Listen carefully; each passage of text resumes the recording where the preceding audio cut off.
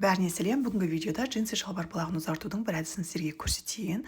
Бұл қазір трендтегі шалбар балағын оң жағына қаратып қойып кию әдісі, және осы әдісті пайдаланып шалбар балағын ұзартатын боламыз. Ол үшін ескі джинсыды алып келемін, бір жанынан ашып алып шалбар балағын алып келемін, алдыңғы бойдың балағын өлшеп осылай сызып аламын да 2 дана қиятын боламын, және артқы бойдыңкінде өлшеп 2 жағына 2 сантиметр тігіске беріп оны да өлшеп қиып аламыз. Қиып алған 2 бөлікті оң жағын сыртына қаратып, теріс жағын ішіне қаратып, 2 жағынан жаңағы 1 сантиметр жерді тігіп аламыз. Содан кейін барып, мына шалбардың төменгі жағына осылай видеодағыдай қосамыз. Тігістің барлығын бағана қосып алған мата жақта жататындай етіп, ішкі жағынан да шетіне 1 мм жеткізбей осылай тігіп аламыз.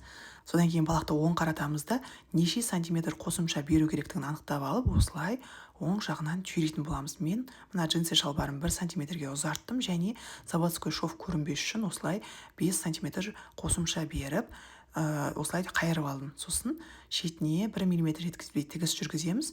Ішінен осылай, сыртынан да мінекей бүкіл тігістер сәйкес келетіндей етіп, өте әдемі шықты. Мен видеода 10 сантиметр қосымша беріп, жалпы осылай 5 сантиметр сыртынан қайырылып тұратындай етіп жасадым. Ал сіз қалаған сантиметр таңдай аласыз.